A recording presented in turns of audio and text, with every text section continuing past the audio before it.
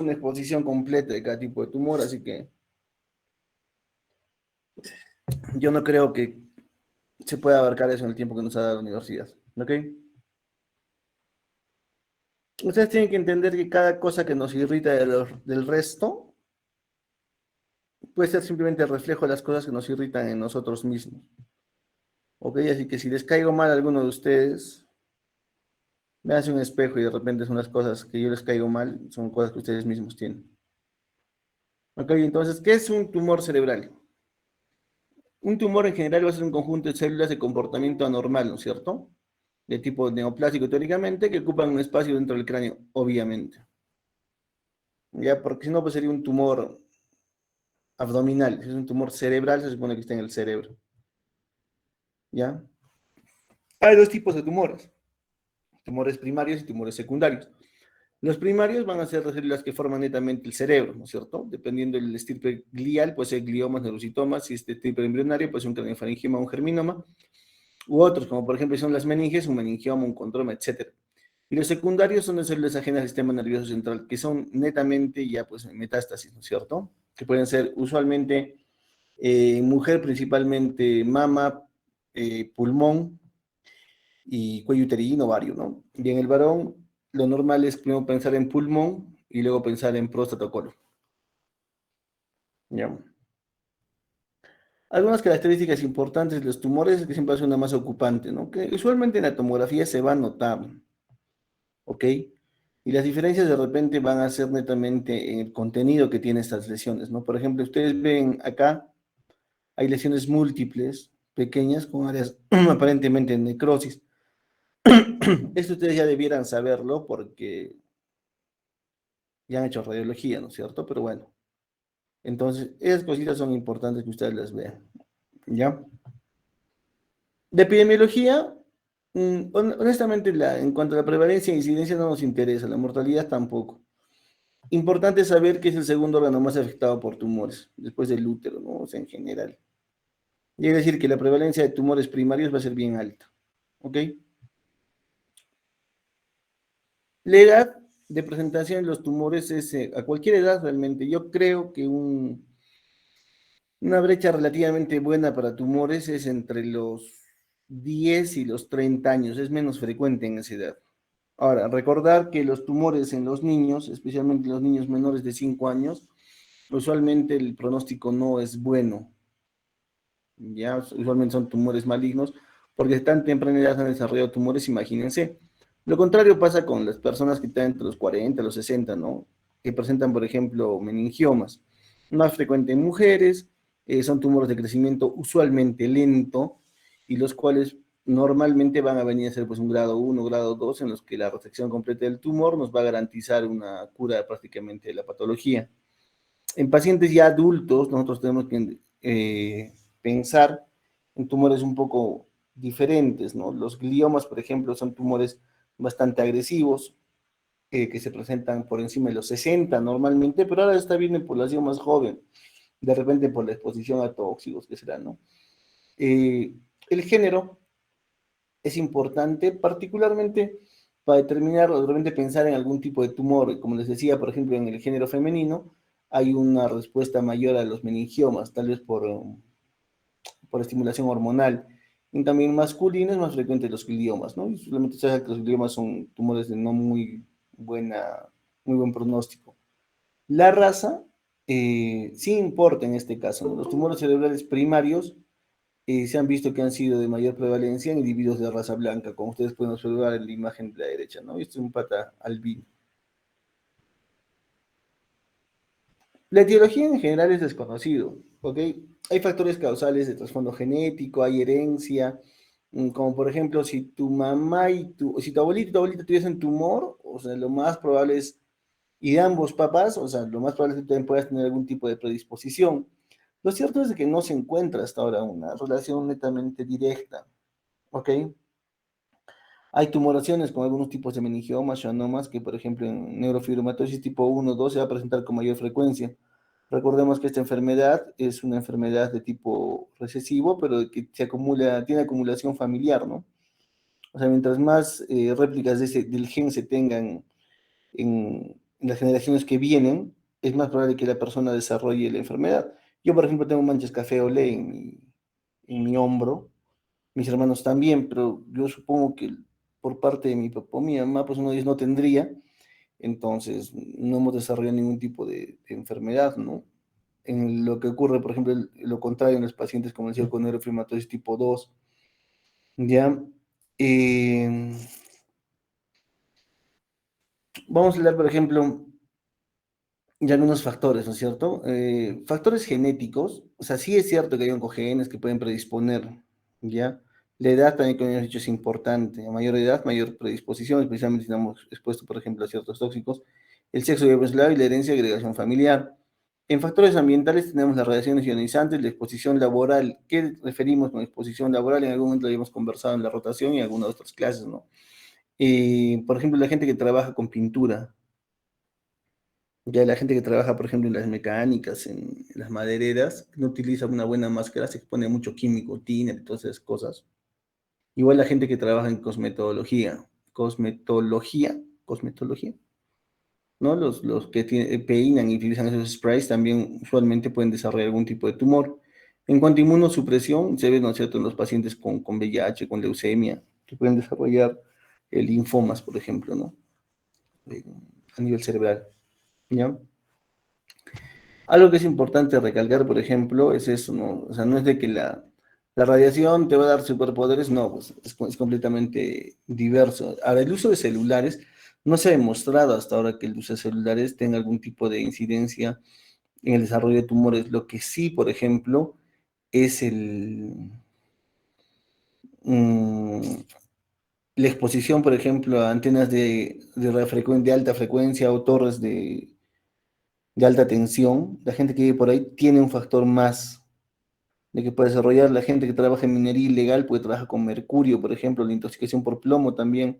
Se ha visto, por ejemplo, que las mineras, a las poblaciones que están cerca a la mina, si no hacen un buen estudio ambiental, si no les la alejan lo suficiente, hay mucha gente que desarrolla tumores y es gracioso porque hay mucha gente aquí en Cusco que está viniendo con tumores y es gente joven. Entonces, habrá un factor ahí importante. Sería interesante estudiarlo, ¿no? Respecto al... Esto, por ejemplo, ya, pues, si entra el consultorio y lo ves, no dice, señor, ¿cuántos perros tienes? Ah, ¿me entiendes? Son tumores, por ejemplo, que se desarrollan en tiempo. Y lamentablemente son también personas que muchas veces dejan que pase el tiempo. Hace 3 días nos han enviado un paciente de la posta de Tupac Amaru, que está en Quiquijana, el paciente, y el paciente al final tenía una macrocefalia marcada y nunca nadie le dijo nada. Y al final recién cuando le han referido, será una hidrocefalia a Tupac Amaru, o sea, recién de ahí lo han vuelto a referir al hospital para hacerle recién estudio de imágenes. ¿Eso qué significa? Que en todos sus controles de pediatría, de enfermería de niño sano, las enfermeras nunca han dicho pues que tenía un perfil por encima de lo normal, ¿no? La curva, entonces, son cosas importantes que nosotros tenemos que pensar, ¿ok? Ahora, en cuanto a la fisiopatología, como nos refería en algún momento, todo tiene que ver con la hipertensión intracraniana. Entonces, el efecto primario que va a tener la tumoración son efectos locales, ¿no es cierto? Por la masa tumoral, que va a haber un desplazamiento, va a ejercer un efecto de masa y va a comprimir el parénquima vecino. Los efectos secundarios, como ya hemos dicho, con los trastornos circulatorios, por ejemplo, porque al desplazar la masa encefálica, va a producir una compresión en las estructuras vasculares adyacentes, va a producir un éxtasis y como una isquemia perilesional, ¿no? O sea, alrededor del tumor, ¿ok? Los trastornos del flujo de líquidos cefalorraquídeo, lo habíamos hablado con lo que es toda la vía linfática, que es tan importante, va a producir un daño secundario también enorme al cerebro, ¿no es cierto? Y los trastornos de la PIC, bueno, obviamente ya como resultado final de todo esto. También recordemos, por ejemplo, que en cuanto a los trastornos del flujo de líquidos cefalorraquídeo, no solo tenemos la presencia de trastornos en la vía linfática, sino que también los tumores de fosa posterior van a producir compresión o cierre del cuarto ventrículo, produciendo una hidrocefalia secundaria y a través de esta van a producir una edema transepenimario, ¿ok? En los efectos locales primarios lo que hablábamos, ¿no? Por ejemplo, los meningiomas que ocurren que están, por ejemplo, extra parenquimales, igual van a ejercer un efecto de masa y al crecer van a ejercer un efecto de masa alrededor del tejido cerebral. Cuando son tumores, por ejemplo, intraparenquimales, como por ejemplo los gliomas y demás, va a ser un efecto un poco más distal o más, como digo, en todos los sentidos, ¿no? No tan ordenado como ocurre, por ejemplo, en los meningiomas. Tenemos que los mecanismos de compresión, como les digo, va a haber gliosis, necrosis, isquemia e inflamación, por lo que ya hemos conversado hace un momento, de los cierres de los vasos por efecto de masa. En cuanto a la invasión e infiltración, en los tumores que son, por ejemplo, malignos, infiltran, va a haber destrucción, necrosis, inflamación y satelosis del tejido tumoral, ¿no? Los efectos secundarios que vimos hace un momento, trastornos circulatorios, la estasis venosa y el efecto de congestión parenquimal, que al final va a llevar a edema cerebral vasogénico. Ok, ahora, es importante entender, por ejemplo, algunas estructuras que nos encontramos en la resonancia, ¿no? O en la anatomía en general. El, el puente, la médula oblongada, el tronco cerebral, el cerebelo, lo que hablábamos, por ejemplo, el cuarto ventrículo, ¿no? Y el tentorio.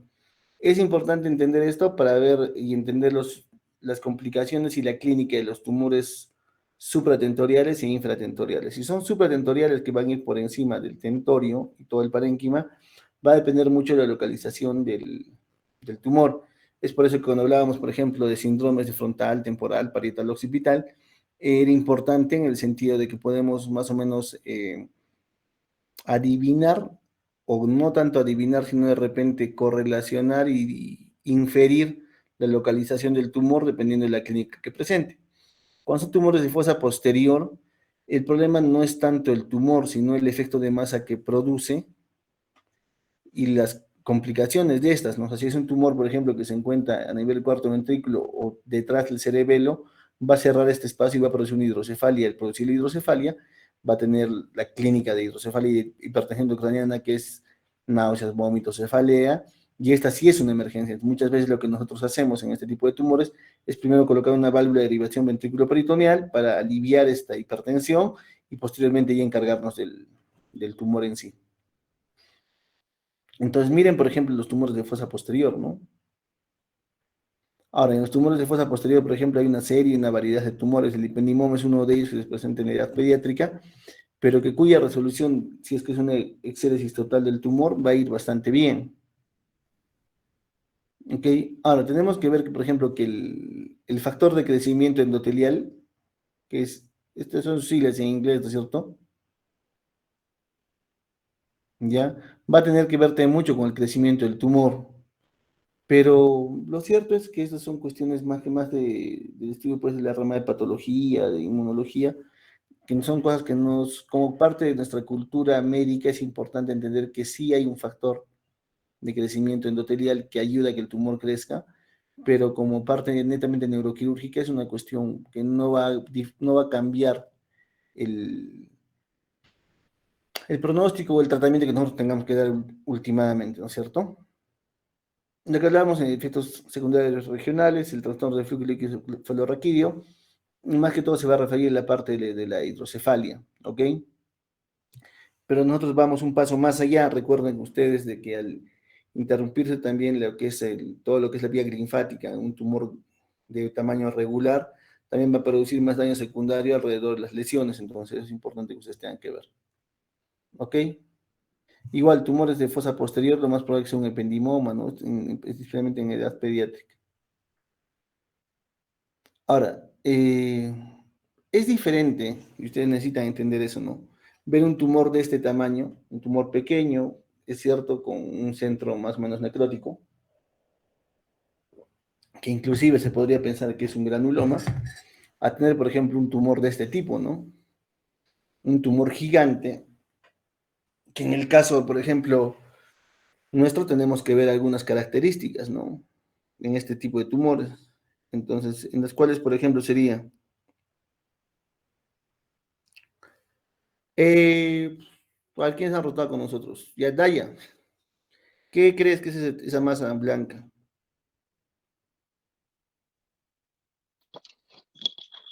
Mm,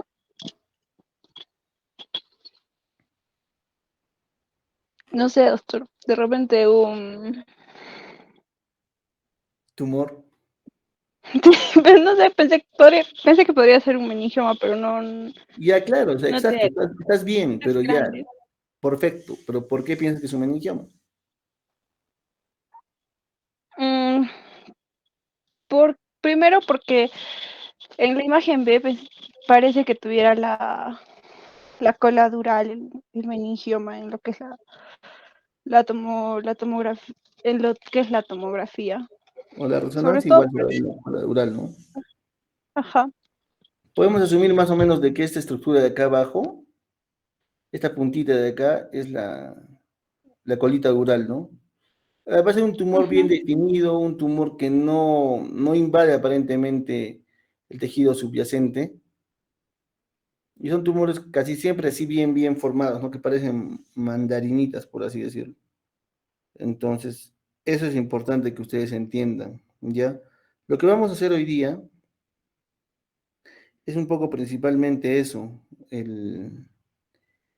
la posibilidad de que, porque yo necesito que ustedes me distingan dos cosas, o por lo menos un tumor benigno y un tumor maligno, ¿ya? Y en ese contexto, por ejemplo, hay ciertas características de los tumores benignos y malignos que se pueden ver en resonancia. Ya, por ejemplo, que sea homogéneo, que sea... Es igual cuando ustedes se han llevado ginecólogo, ¿cierto? Con tumores de mama, por ejemplo. Si es una cuestión sólida, bien definida, que no tiene mucho movimiento, probablemente sea benigno, ¿no? Pero si es una cuestión pues, que no es tan sólida y es más móvil, probablemente sí sea un tumor maligno, ¿ok? Ahora, nosotros tenemos que entender, miren este tumor, por ejemplo, a diferencia del anterior, ¿no? Tiene mayor cantidad de edema, es un tumor que aparentemente no está muy bien diferenciado, tiene zonas, miren, hipointensas, acá tengo hipointenso con hiperintenso, por acá parece calcificaciones, probablemente sea un glioma, ¿no? Grado 3 probablemente, ¿ok? Ahora lo que les volví a repetir, ¿no? O sea, la diferencia entre tumores supratentoriales y tumores infratentoriales va a ser principalmente que por debajo del tentorio está el cerebelo y está el cuarto ventrículo, ¿correcto?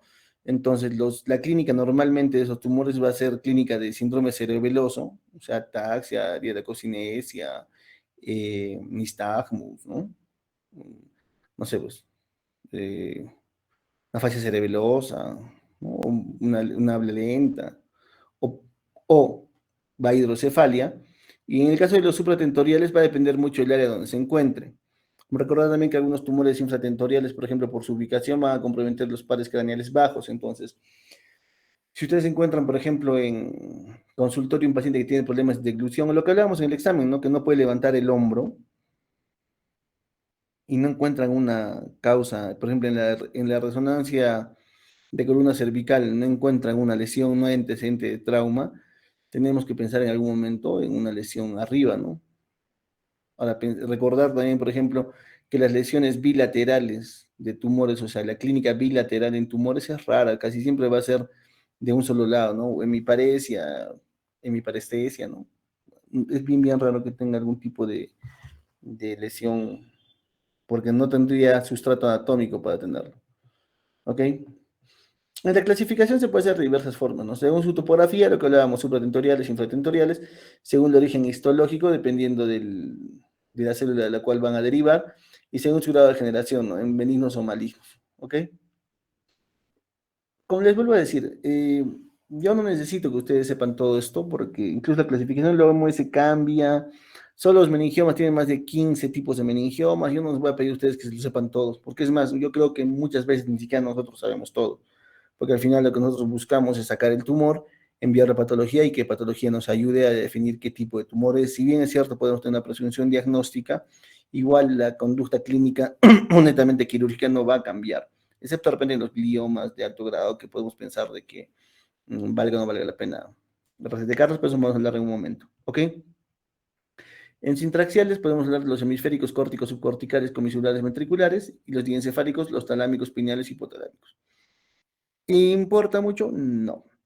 Los tipos son primarios, neuroepiteliales, gliales o neuronales, secundarios, metástasis axiales.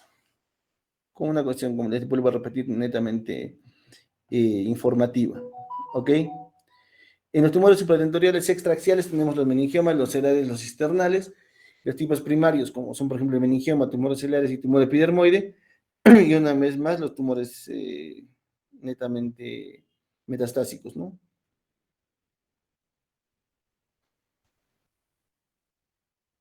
Una vez más, tenemos, por ejemplo, los tumores como este, que decía Dayana, por ejemplo, bien, que es un tumor bien definido, tiene efecto de masa, pero miren, ¿ustedes por qué creen, por ejemplo, que este tumor, recuerdan el Full-Keller, ¿no es cierto?, en hematoma subdural? Sí, doctor. Ya, recuerdan que había una correlación entre el tamaño del hematoma y la desviación de línea media, ¿correcto? Entonces, Paul, por ejemplo, en este paciente, en el meningioma, que aparentemente es el que está al lado izquierdo de vuestras pantallas, ¿por qué crees que no hay mucho edema?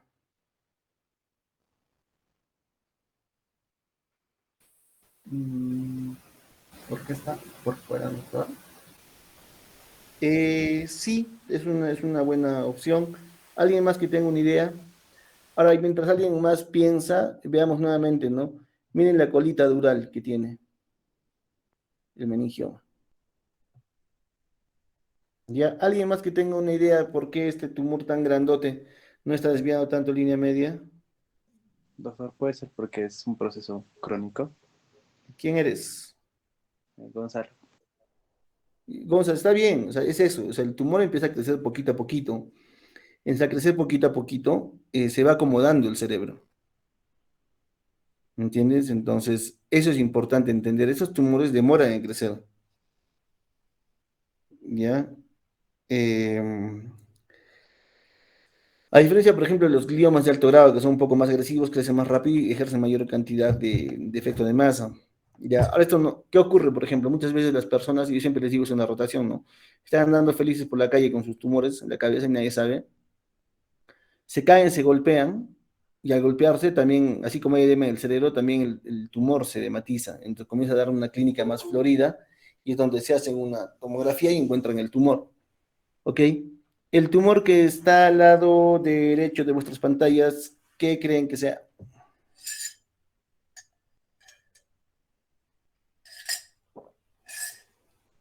¿Qué estructura es esta, por amor a Cristo? ¡Ay! Así ya, Hipófisis, doctor. claro, es Hipófisis. un tumor de hipófisis, ¿no es cierto? Todo lo que se encuentra en la hipófisis va a ser un tumor de hipófisis. Ya, porque va a ser un macroadenoma hipofisiario, ¿no? Eh, los craneofaringiomas también se encuentran, pero usualmente los craneofaringiomas van a tener un contenido más heterogéneo, no son tan sólidos como los tumores de hipófisis, ¿ok? Ahora, lo importante es ver, por ejemplo, si responden o no responden a cabergolina u otros tipos de fármacos, porque hay reportes de incluso tumores grandes, gigantes, a veces solo con tratamiento médico puede mejorar. Las complicaciones en este sentido es principalmente la vista, ¿no? Que hay compromiso de la visión, ¿ya? Entonces, eso es importante entender. Según su topografía, lo que hablábamos hace un momento, ¿no? En supratentoriales, una vez más, los intraventriculares, que pueden ser, por ejemplo, ¿qué está en los ventrículos? El plexo coroideo, ¿no es cierto? Los tumores de plexo puede haber, ok, eh, algunos penimomas, astrocitomas, incluso algunos meningiomas pueden meterse hasta el ventrículo, cuando son bien bajos, invaden, ¿ya? Pero esto va a entrar en el examen, no, así que no se preocupen, pues léanlo, por favor. Ya en cuanto a los infratentoriales, tenemos los que están pues netamente en el tronco. ¿Quién está riendo? Y los que están en el cerebelo, ¿no? Doctor, Entonces, ¿qué? doctor, disculpe por interrumpir la clase. Doctor, no sé si le podría aceptar a mi compañero Castelo. Es que le he enviado un mensaje y no le acepta, doctor, al ¿Viste que te método. jale la pita? Mira qué hora es. Mira qué hora ya es hora. Son 8:46. Nosotros hemos No, terminado le he llamando. votado el sistema, doctor. No lo creo, Charlie. Igual se le va a aceptar, pero no se le va a Le he considerar votado. en lista. Ya, entonces continuamos. Ya, entonces, por ejemplo, miren la diferencia de estos tumores, ¿no? Tumores sólidos, bien definidos, tumores con contenido quístico. Ya. Es lo mismo, o sea, recordemos que las meninges cubren prácticamente la totalidad del cerebro desde la base hasta arriba. Entonces, los meningiomas pueden salir en cualquier localización. Ahora, este tipo de meningiomas, por ejemplo, que están pegados a tronco abajo, van a requerir un cuidado más especial en el momento de cirugía. Uno, porque van a recibir o van a requerir abordajes diferentes, como es, por ejemplo, el retrosigmoideo o el far lateral, ¿ok? Y van a estar complicados en el sentido de que están bien pegados a los pares craneales bajos. Recuerden en anatomía cuando les mostraba que los pares craneales pasan exactamente por debajo. Entonces hay que tener mucho cuidado con soplar estos tumores, porque en el momento de resecarlos, si uno no tiene cuidado, puede dañar los pares craneales bajos y tú sacas todo el tumor perfectamente y el paciente te queda con una secuela que incluso puede tener problemas para deglutir. Entonces, imagínense, ya te salvas el tumor, pero luego no puedes comer comida sólida el resto de tu vida. Entonces, la calidad de vida también es pésima en esos pacientes, ¿no? Entonces hay que tener mucho cuidado. ¿Ok? En cuanto a los schwannomas, por ejemplo, los schwannomas y los neurinomas del acústico, son tumores que son pequeños, ¿ok? Y muchas veces dañan ya el octavo par, entonces el paciente ya está sordo. Cuando está sordo lo puede sacar sin ningún tipo de reparo todo, ¿no? Porque ya está dañado, eso no va a recuperar. El problema es cuando el paciente tiene audición. Ahora, si bien es cierto, posteriormente vamos a hablar un poquito también nuevamente del gamma knife, vamos a hablar en ese momento los pros y los contras de este tipo de procedimientos, ¿no? Ahora, este, por ejemplo, es un tumor de un glumus carotídeo. Miren cuán vascularizado está. Y miren la imagen. Está en la carótida, está pegada a la carótida. Es como una malformación prácticamente. ¿Ya? Ahora, así como ustedes lo ven pues súper complejo y difícil de operar, no lo es tanto, porque entendamos que este tumor, que es bien vascularizado, no es como una madeja de lana que lo vamos a sacar hebra por hebra, ¿me entienden? Se reseca abajo, o sea, se diseca bien, una vez más, igual que malformación, hay que buscar cuáles son los vasos que alimentan aferentes y eferentes, y dependiendo de eso, se reseca prácticamente en bloque. Es una cirugía bien bonita y bien eh, show off, es la cual sería la palabra en castellano, para una cosa pues que aparentemente es muy, muy difícil porque realmente no lo es tanto. Los cirujanos de cabeza y cuello operan eso es. Ok, los tumores ventriculares, como decíamos, dentro del cuarto ventrículo, los primarios son el ependimoma, el astrocitoma, secundarios invasión regional y metástasis, como siempre. Las metástasis pueden encontrarse en cualquier lugar, chicos. Ok, miren este tumor, por ejemplo, que está netamente en el cuarto ventrículo. Ok, este es otro tumor, por ejemplo. En estos tumores se puede entrar, ¿no? Suboccipital, puedes entrar, por ejemplo, infratentorial. En este caso, por ejemplo, supracerebral sería un poco difícil, ¿no? Porque tienes que comer todo el cerebelo. Entonces, a veces por far lateral, siguiéndote un poquito más al costado, comiéndote un poquito, aumentando el agujero occipital, te da acceso a esto. Y una vez más, recuerden que los pares craneales bajos están acá también. Ya según el origen histológico, los tumores de tejido glial, ¿no? Como astrocitomas, que recordemos a partir de grado 3 o 4 van a ser prácticamente glioblastomas, oligodendrogliomas, los ependimomas, papilomas del plexo coroideo, carcinoma del plexo coroideo, el meduloblastoma, que son tumores embrionarios, y ya pues los pinealomas y pinealoblastomas, ¿no? Tumor de las meninges, bueno, el más común obviamente el meningioma, el hemangiopericitoma, el tumor melanocítico y el hemangioblastoma. Las diferencias son de que son un poquito más vascularizados, pero digamos, tumores de células germinales como el germinoma, carcinoma embrional, teratoma. Tumores de la región celular, como les decía, ¿no? El adenoma pituitario es lo más frecuente, ¿no? El tumor de hipófisis. Pero de ahí, por ejemplo, los carcinomas y no son tan frecuentes, y cada faringioma tienes una patología no tan frecuente y que en resonancia se va a notar netamente la diferencia, ¿no? Tumores metastásicos, lo que hablábamos, el schwannoma, los neurofiromas, la neurofibromatosis tipo 2, los linfomas primarios, especialmente en pacientes con VIH. Una pregunta puede ser, ¿cuál es el tumor más frecuente en pacientes VIH positivos o ya en fase SIDA? Son los linfomas, ¿no? En neurofibromatosis 2, ¿cuáles son los tumores más frecuentes? Los neurofibromas, que pueden ubicarse en varias regiones, ¿no? Según el grado de generación y dependiendo de los marcadores, van a haber tumores primarios, tumores de grado 1, grado 2, que son no tan infiltrantes, con actividad mitótica baja, y que tienen mayormente buen pronóstico, ¿no? Acá dicen, ¿no? Resecable con menor posibilidad de curación y mayor tasa de recidiva. Pero el grado 1 y 2 incluso se puede observar, ¿ya? Microscopía, acuérdense ustedes, pues levemente anormales, ¿ya? De ahí, lo que les decía anteriormente, los grados 2 ya estaban comenzando a irradiar. O sea, después de la cirugía sacabas todo el tumor y lo irradiabas, ¿no? Ahora, recordemos que, por ejemplo, hay una serie de marcadores, incluso genéticos, que ahora se está haciendo en los tumores para ver, porque cada tumor es tan diverso que honestamente su comportamiento es muy incierto. Ya los tumores de grado 1 sí. Si tienen grado 2 incluso puedes esperar a ver cómo va el tumor y si comienza nuevamente a crecer, le metes radioquimio. En el grado 3 son neoplasias malignas pues probada, ¿no? Crecimiento activo, resecable con escasa probabilidad de curación y gran tasa de recidiva. En los tumores de tipo 3 y 4, incluso en los gliomas, se habla de una resección supratotal, ¿no? O sea, se saca todo el tumor y todo el tejido que está alrededor también, ¿ok? Y aún y eso, el pronóstico no es nada bueno.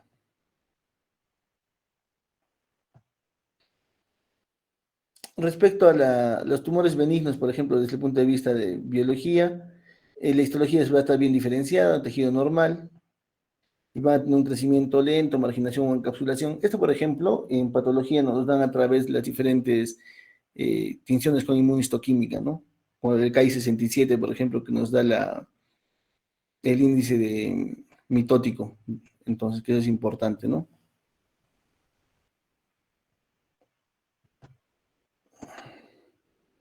Ya ves lo mismo que hemos hablado hace un momentito, ¿no? O sea, los tumores grado 1 y 2 son tumores relativamente benignos, relativamente que pueden ir bien, precisamente el tipo 1. El tipo 2 muchas veces va a requerir un poquito más de cuidado o control antes de aplicar radioquimio. Y los de grado 3 y 4 sí, pues su pronóstico no es tan bueno. Se tiene que ver desde el punto de vista funcional del paciente, cómo va a salir y también las expectativas realistas de cómo puede ir, ¿no? Esto va a depender mucho también de la edad del paciente y del estado funcional del mismo.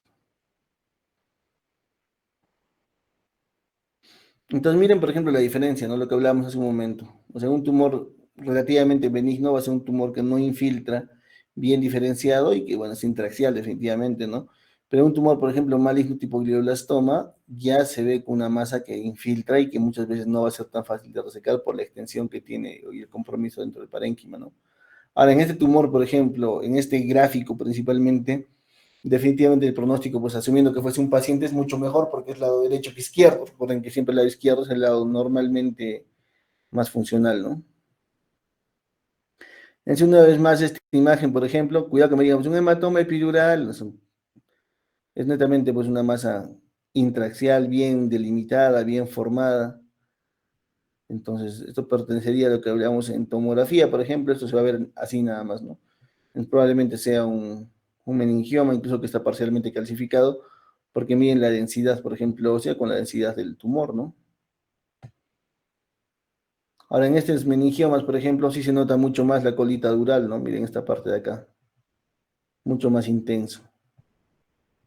Bien delimitado, igual este, ¿no? Un tumor parasagital. En estos casos, los tumores parasagitales, el problema va a ser el seno, ¿no? Netamente. Estos tumores, por ejemplo, ya son diferentes, ¿me entienden? Miren, la imagen, por ejemplo, tiene ya lesiones dentro del mismo tumor. Esas áreas hipointensas corresponden normalmente a necrosis. Entonces ya se puede pensar que es un tumor tipo maligno, ¿no? Los glioblastomas se presentan normalmente así. Súper irregulares, diferentes tamaños, con compromiso netamente necrótico dentro de la lesión, ¿no? De igual manera acá, un tumor no muy bien diferenciado, no capta bien contraste, tiene un edema importante, entonces eso le marca mucho. De igual manera en estos, ¿no?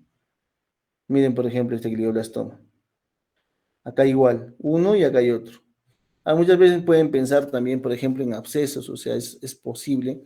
Pues recuerden, bueno, en la siguiente exposición que vamos a hacer ahora, vamos a ver, los abscesos son cuestiones un poco más delimitadas, ¿no? De mejor, más definidas respecto a los glioblastomas, por ejemplo, ¿no? Ya, pues es un tumor completamente amorfo con una serie de intensidades, hiperintenso, hipointenso, isointenso. El tipo de edema que tiene, lesiones satélite. Definitivamente este tumor, por ejemplo, es un tumor que tiene mal pronóstico, ¿no? Lado izquierdo, está en zona motora, entonces obviamente, si yo les preguntase cuál creen que ustedes va a ser la clínica, obviamente pues va a tener déficit motor, hemipalegia probablemente derecha, porque es contralateral, va a tener incluso de repente afasia, problemas de comprensión, y miren, acá hay otra lesión que está posterior, ¿no? Entonces, en cuanto a la presentación clínica, tenemos que va a depender de la ubicación, tipo y tamaño del tumor, ¿no es cierto?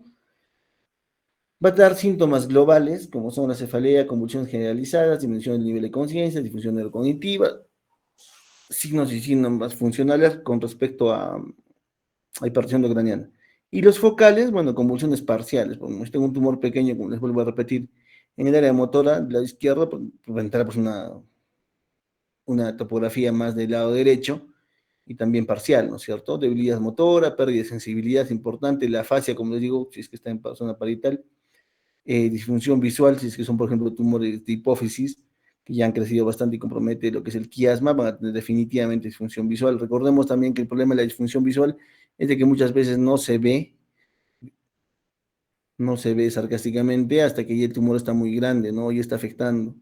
Porque recuerden que muchas veces el otro ojo, o sea, compensa un poco, ¿no?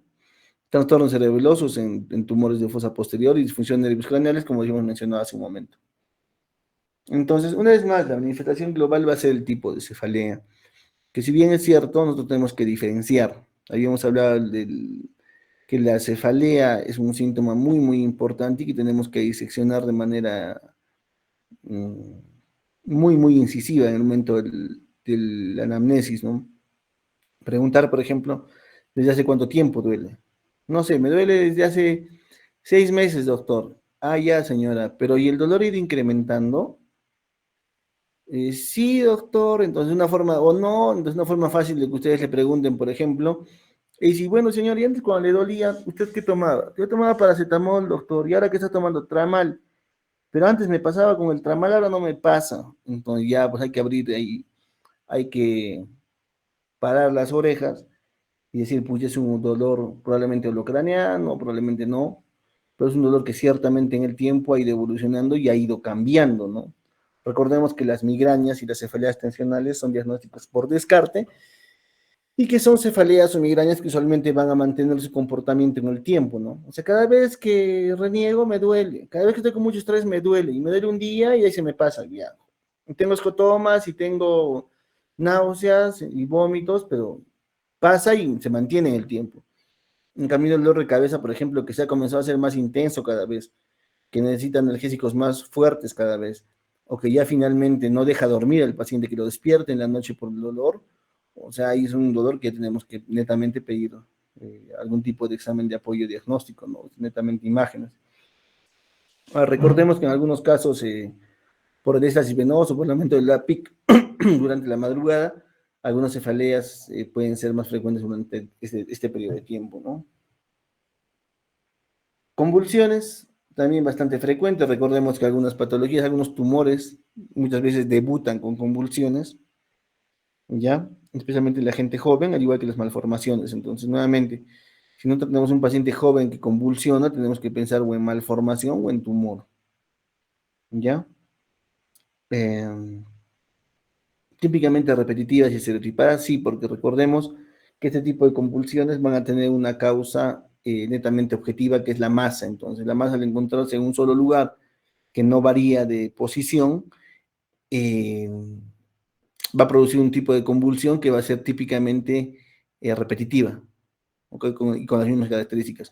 Náuseas y vómitos, una vez más, es una característica completamente frecuente en pacientes con hipertensión endocraniana. El síncope yo particularmente no lo pondría como un signo importante. De todas maneras, si hay un síncope hay que pedir tomografía pensando en un DCB hemorrágico o isquémico, y al descartar la parte neurológica debemos buscar una opinión o una etiología netamente cardiológica, ¿no? Que es lo más frecuente. ¿ok? Y disfunción neurocognitiva, bueno, ya tenemos, como les digo nuevamente, dependiendo de la zona en la que se encuentra el tumor. Ok, una vez más, los vómitos que se presentan en los pacientes, náuseas. Y en algunos pacientes, pues definitivamente impedimento mental, ¿no? Retardo mental es bastante frecuente en algunos pacientes. Ok, no sé. Un chileno, señores. Honestamente, Un si esta chileno persona nos tenga dio un tumor, la pero cara. yo Un sinceramente chileno espero que nos por lo robó menos en Rutas de Lima, en tenga H2O, una en tomografía esta Cotopaxi. señorita, ¿no? Nos robó y quién sabe Madre de la cuánto nos patria. estará robando el día de hoy. ¿Quién nos Y ya garantiza? para resumir un poco ¿Quién nos garantiza, señores, si lo presidente cuando llegó al sillón presidencial fue que favorece su a frase Odebrecht, que el Perú y el de más, lo que estamos haciendo el día de hoy, debido a un proceso, señores, ya trajo su abogado entenderlo. No pudo. Lo su único frase que más hizo fue célebre, ¿no? invocar a Condorito. Y Condorito, señores, Es chileno. es chileno. Frente a, confíe. Luego, cuando, no sé, Si tienen una persona de ese tipo, definitivamente tienen que buscar algún tipo de causa mental, ¿no? En manifestaciones globales, en unos signos y síntomas funcionales, especialmente en los tumores de hipófisis, va a ser, por ejemplo, de secreción láctea, ¿no? En la gestación. Recuerden, los prolactinomas también producen esto. ¿A quién no le ha pasado tener una enamorada? No creo que enamorado, que te diga, ¿no? Que no sé qué ha pasado, me está saliendo como leche por los pechos. Y tú dices, miércoles, ya le embaracé. Beta-HCG. Pero una causa bien frecuente son por los prolactinomas, ¿no? Importante. O las personas también que tienen trastornos del ciclo menstrual. Dismorfismos acrofaciales, diabetes mellitus insípida, por ejemplo, es interesante. En este paciente, por ejemplo, ustedes solo de verlo, ¿en qué pensarían? Mm, vamos con Leonidas, ya que coincide con su nombre. Eugenia Eh, Fialtes, ¿qué crees que podría tener? sí, Si lo ves así. una acromegalia, pero extraña, doctor. Yo pensaría más en una neurofibromatosis, Ah, también, también. porque mira la cantidad de tumores que tiene, ¿no? En la espalda, en la cara. Yo me iría más para una neurofibromatosis, ¿no es cierto? Cuando hablamos de acromegalia, hablamos más de este tipo de pacientes, ¿no es cierto? Gigantones, cara de sonsos y con manos gigantes también. Como Margarito, como el personaje este que aparece en las fotos de Chambi también, ¿no? Entonces, en el cine también han habido estos personajes. Este pata, por ejemplo, es un actor que es grandote y muchas veces ha aparecido de gigante en muchas pelis y tiene acromegalia, ¿no? Recordemos que una vez que ya está desarrollada la acromegalia, que tiene este tipo de alteraciones ya netamente óseas y todo, por más de que se saque el tumor, o sea, esto no va a revertir. Y finalmente, bueno, la obesidad también, ¿no? Algunos tumores de hipófisis. Es igual que, por ejemplo, nosotros vemos, hay un mal chiste que decían siempre, ¿no? O sea, gordita, chatita y peluda, tenemos que pensar nosotros, por ejemplo, en poliquistosis eh, renal o poliquistosis ovárica también, ¿no? Es lo frecuente. Entonces, hay algunas cosas que tenemos que ir pensando. Manifestaciones focales, bueno, este pata no está fingiendo, tiene una ataxia marcada, ¿no? Por un síndrome cerebeloso, como decíamos. En déficit motor y sensitivo, como les vuelvo a repetir, dependiendo de la localización del tumor, usualmente en los tumores supratentoriales. Afasia también es bien frecuente, dependiendo del lugar del tumor. Disfunción visual espacial en tumores de hipófisis y disfunción de pares craneales que hay pues una diversidad de clínica en los pares craneales bajos, eh, dependiendo de la localización, ¿no? Incluso, por ejemplo, trastornos a nivel del gusto, ¿no? Si hay, por ejemplo, lesiones a nivel de sus pares. Ok, manifestaciones focales, por eso puse una foquita, va a depender del grado de lesión o del lugar y localización del tumor respecto a los pares craneales afectados, ¿no es cierto? Ok, los tumores, por ejemplo, que son los schwannomas acústico o los neurinomas acústico, miren, por ejemplo, cómo crecen, rodeados o entre el nervio facial y el nervio coclear. Entonces, muchas veces al retirar el tumor, es bien difícil que no se dañe estos pares craneales. Entonces, si el paciente oye, muchas veces es mejor tener una conducta expectante y verlos. ¿Ok? Ya si es una cuestión, por ejemplo, que realmente pues no, ya el paciente ya perdió audición, ahí sí es más fácil operarlo, ¿no? Están llegando unos emails medio raros, pero bueno. Ahora, esto es una cosa bien, bien importante que ustedes tienen que tener en cuenta, ¿ya? Y es la escala de Karnofsky. Para aquellos que ya hemos rotado, más o menos, especialmente los que han rotado de manera presencial, ustedes saben que siempre que hablamos de tumores hablamos de la escala de Karnofsky, ¿no? Esto va a entrar en el examen definitivamente, ¿ok? No para llenar todo, pero podemos tener un Karnofsky de 60 que, que implica, ¿no? En el paciente, que requiere la asistencia ocasional, pero es capaz de atender sí mismo mayor parte de sus necesidades personales. A mí lo que me interesa tal vez es que ustedes sepan entre 70 y 50, que es el punto de quiebre. ¿Ya? Porque por debajo de 50, con un Karnofsky por debajo de 50, que tenemos ya discapacitado, requiere cuidados, asistencias especiales, o gravemente discapacitado, ya no es tributario de cirugía, porque ¿qué le ofreces al paciente? Si es un meningioma, si es un paciente joven, tal vez sí, porque lo puedes recuperar, si es lado derecho.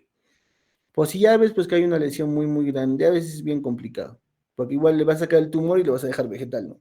El peor no se va a morir, pero bueno.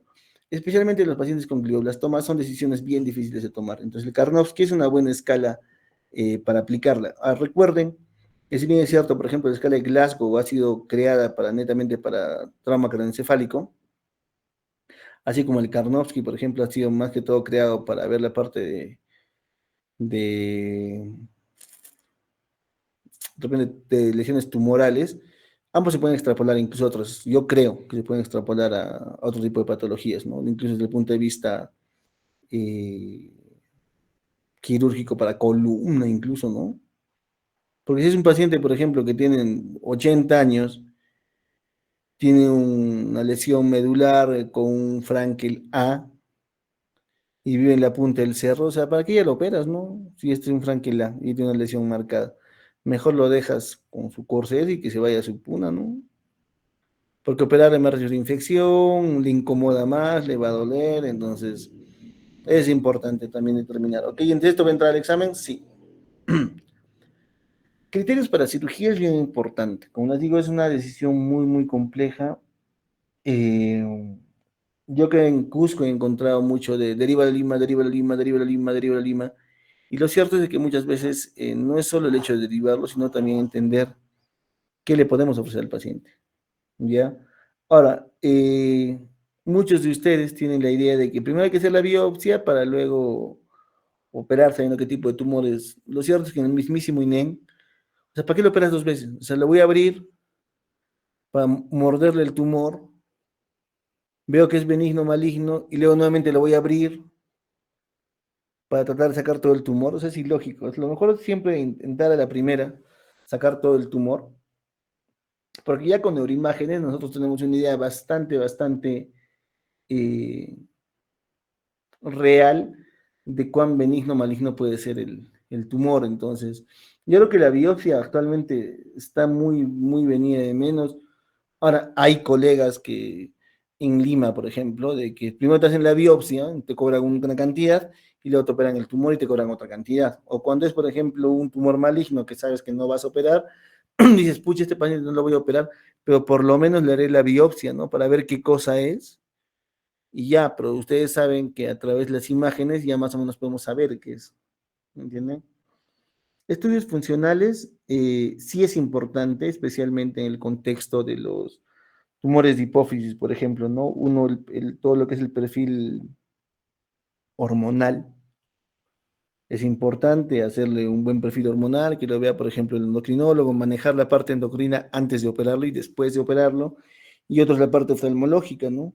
Potenciales evocados, una campimetría para ver en qué condición está entrando el paciente, ¿ok? Y el estado funcional del paciente, lo que hablábamos hace un momento, ¿no? Determinar cosas como, por ejemplo, el Karnofsky, la edad. De hecho, también el estatus social es importante. O sea, es muy, muy importante. Porque pónganse a pensar ustedes qué es lo que quieren para el paciente. O sea, que viva más vegetal o que viva más funcional, o que sus últimos días por lo menos los viva netamente operativo. Lo cierto es que los tumores chicos, en muy pocas excepciones, son emergencias, la gran mayoría son urgencias. Ya, entonces muchas veces al tumor hay que entrarlo como cirugía electiva, tranquilo, ¿no? Y con todo lo que se necesite. Este, por ejemplo, es un videito del lo que es el aspirador ultrasónico. ¿Y el aspirador ultrasónico actualmente está disponible en el mercado? Sí. ¿El cislo cobertura? Sí. ¿Podemos pedirlo? Sí. ¿Lo piden frecuentemente? No. ¿Por qué? Porque son unos huevones que no les gusta gastar el dinero como si fuese su dinero y lo siguen operando el paciente como hace 30 años, ¿me entienden? Es un video súper rapidito de lo que es el aspirador ultrasónico. ¿Ok? Cavitron ultrasonic surgical aspirator, or QSA. Before going to QSA, we have to know what is an ultrasound. Ultrasonic waves are sound waves with frequency of more than 20,000 hertz. While the audible range is in between 20 to 20,000 hertz, and infrasonic waves are the sound waves of frequency less than 20 hertz. This is a diagram showing infrasonic waves less than 20 hertz, human audible range between 20 to 20,000 hertz, and ultrasound more than 20,000 hertz. So, what is QSA? The Cavitron ultrasonic surgical aspirator is a device which generates ultrasonic sound in the range of 23,000 hertz to produce tissue cavitations. Tissue fragmentation is accomplished by a hollow retentive that vibrates up to 23,000 times per second. An irrigating fluid is delivered through the handpiece. ¿Están entendiendo, no es cierto? Ustedes que hagan inglés tan fluido. O sea, lo que hace el QSA, que es el nombre común con el que se le conoce al aspirador ultrasónico, es utiliza ultrasonido por encima de 3000 kHz para fragmentar el tumor, ¿ya? Y en la punta de este dispositivo tiene es una punta de titanio vacía que al vibrar tanto, lo que hace es defragmenta el tumor. Ahora, ¿qué es lo importante de esto, por ejemplo? Que al utilizar agua también, porque se irriga, entonces más la cantidad de movimiento que ocurre y la defragmentación que produce con el movimiento, te va a ayudar a sacar el tumor, pero va a respetar las estructuras vasculares. Entonces, en esos tumores, por ejemplo, de hipófisis, que están muy pegados a la carótida y que a veces da miedo sacarlos o quemarlos para sacarlos, el CUSA nos va a ayudar a sacar todo el tumor sin dañar el tejido vascular, incluso neural. O sea, hablando de los nervios netamente, ¿no? O sea, como, por ejemplo, el quiasma. O sea, eso es lo importante. ¿Ok?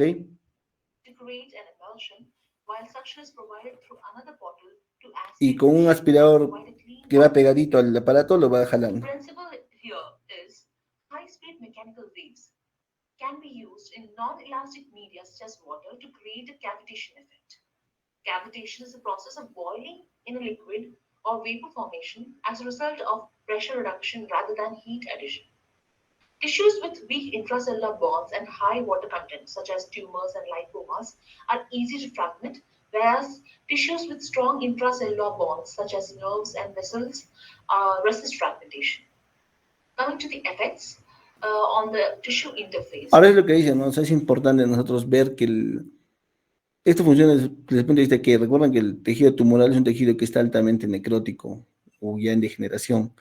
Entonces, al utilizar esa frecuencia es mucho más fácil que el CUSA lo defragmente ese tejido en comparación con el tejido cerebral. Para algunos de ustedes que han tenido la oportunidad de entrar a sala en contusiones o en otro tipo de patologías, incluso con los hematomas subdurales, ustedes han visto que el hematoma, que la lesión contusional tiene una densidad diferente a la del cerebro. O sea, que yo, por ejemplo, en una contusión, en un tumor muchas veces, le meto el aspirador y se lo jala el cerebro, o sea, el tejido tumoral, mientras que el cerebro no se lo chupa, por así decirlo, no lo jala de igual manera, ¿ok? Entonces son los principios que utiliza el CUSA para poder funcionar. The first is suction effect, that couples tissue to the tip and forces the impacted tissue to vibrate, accelerate, and decelerate, with the tip eventually fragmenting away from non-affected tissues. The second important effect is that of cavitation. The rapidly oscillating tip produces localized pressure waves, which causes wave pockets around the cells and tissues with high water contents, and the collapse of these pockets causes the tissue to rupture. Coming to mechanism, Cusa console provides ultrasonic energy to the handpiece, whereas in the handpiece there is a piezoelectric transducer which converts it into mechanical vibration. Other uses of Cusas: it helps in rapid removal of tumor, therefore less surgical time, controlled removal of tumor, therefore it is safe, minimal manipulation of the surrounding structures, removal of firm tumors in obscure locations, there is no much bleeding, and better visibility. Disadvantages are the apparatus is hard for the nursing to set up, and some studies show that nerve injury is seen in relation to the intensity and duration of application of the product. There are no Recordemos que estos aparatos también tienen como un calibrador de intensidad, ¿ok? Entonces hay que saber a qué intensidad cada tejido va a ir. O sea, es diferente para un meningioma que por ejemplo, un tumor de hipófisis. Ya los meningiomas, hay meningiomas que son súper duros. Entonces ahí tú le puedes aumentar más la intensidad, porque si no también el riesgo es de que pese a que es un aparato relativamente seguro, no esté exento de complicaciones si no lo sabes utilizar. ¿Ok? Y a algunas personas no les gusta utilizarlo simplemente porque es difícil armarlo y, bueno, ni las enfermeras quieren hacerlo, ¿no? contraindications, and there are only financial or personal limitations. Ok, este es un video que lo vamos a ver ahorita en YouTube, que es justamente el uso del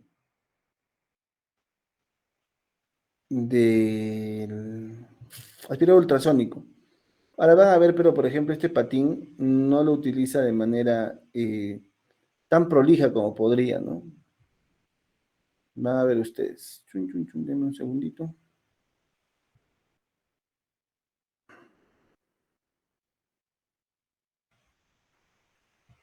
Dos segunditos.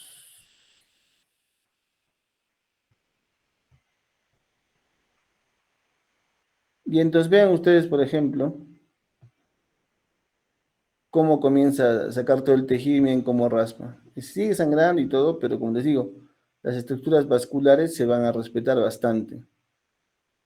¿Ok? Es un video medio chancho, pero bueno, más para que tengan una idea de cómo se ve el aspirador ultrasónico.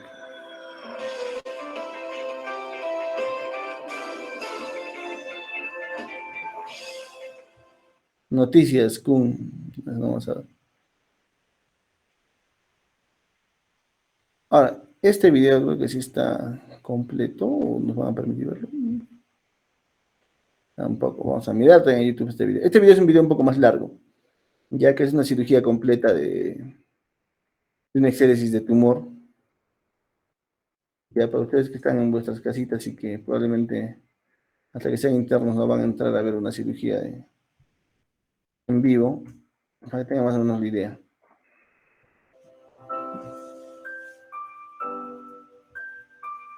Y el video dura 11 minutos que no vamos a... Los tumores cerebrales son lesiones... A ver, así, pues que vamos a aumentar un poco la velocidad de esto. Tumores faciales o extracerebrales, tumores extraciales. Pueden ser benignos o malignos en función de la estirpe celular y sus características histológicas. Sin embargo, al estar el cerebro contenido en una cavidad insensible como es el cráneo de los adultos, cualquier tumor, incluso aquellos histológicamente benignos, más débil lesional, susceptible de metástasis cerebral única. Tras la intubación orotraqueal, se fija la cabeza con el cranizato de Mayfield y se coloca el paciente en el cúbito supino con la cabeza. Bueno, la posición, por ejemplo, es dependiendo del tipo de tumor, ¿no es cierto? En algunos casos ellos solo rasuran una parte del cabello, nosotros preferimos rasurar todo por cuestiones de limpieza y facilidad para nosotros. Este es el cabezal de Mansfield que fija con 3 pines la cabeza para que esté de alguna manera más sólida, ¿no es cierto? Realizado a 90 grados. Se marca la incisión en la región temporal derecha y se procede a pintar la zona quirúrgica con peladilla. Se colocan los campos de estériles. Se realiza la incisión quirúrgica y se colocan los kits de Raneix y las pinzas de Dandis en los bordes de la herida. Ambos instrumentos tienen como objetivo evitar los posibles sangrados y aislar el campo quirúrgico de la piel.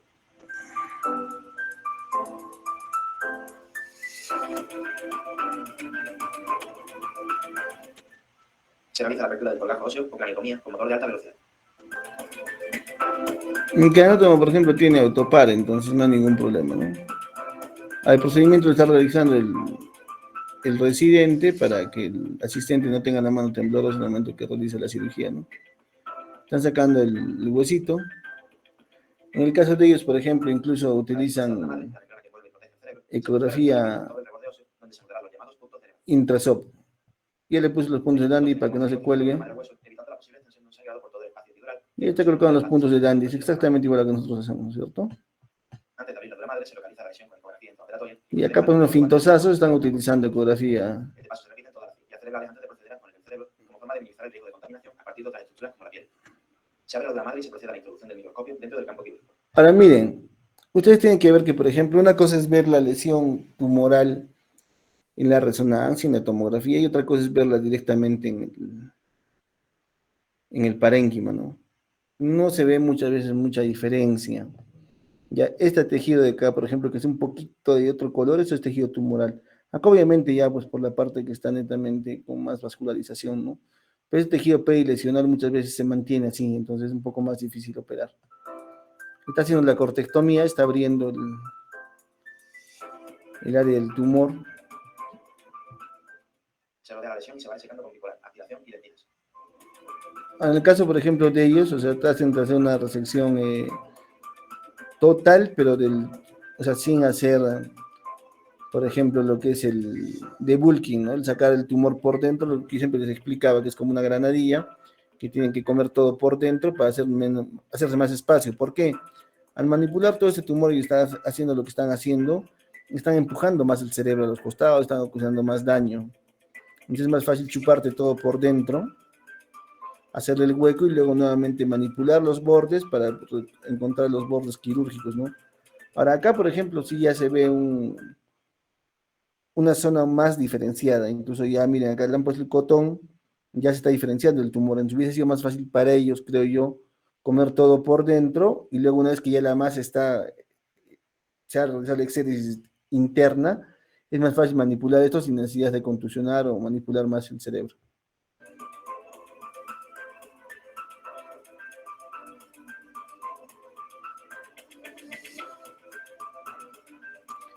Miren cómo ese tumor, por ejemplo, tiene un contenido tan hemático dentro del mismo tumor.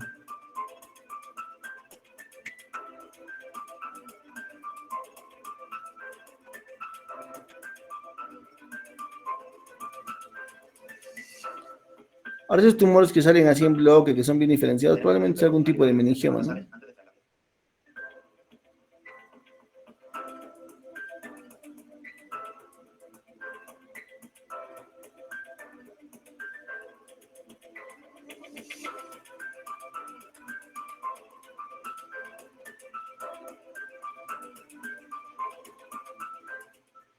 Se trae la lesión en bloque.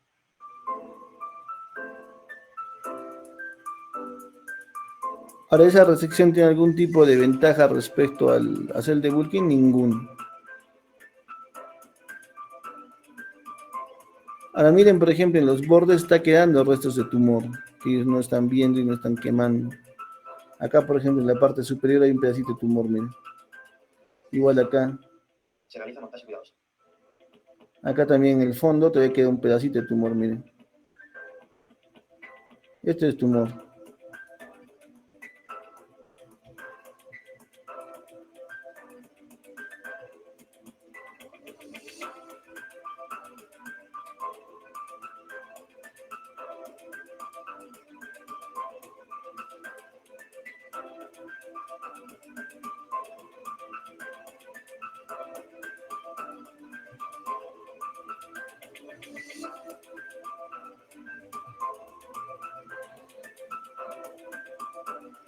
Se tapiza la cavidad con un material hemostático reabsorbido. Estoy colocando Surgicel, que es un hemostático. Le va a tapizar toda la cavidad con eso, ¿no? Para que no haya sangrados.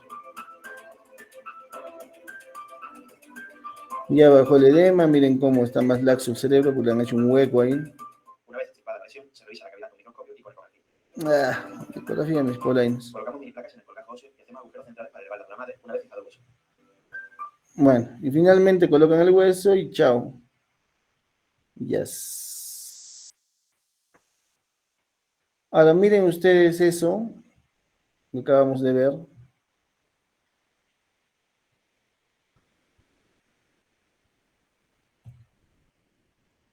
Y miren, por ejemplo, la diferencia con...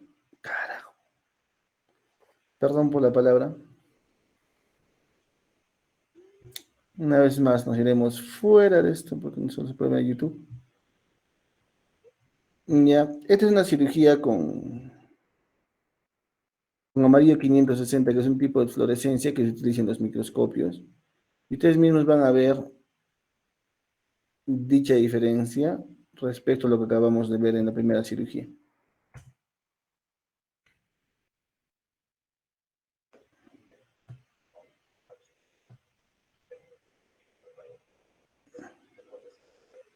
Es un glioma. Ya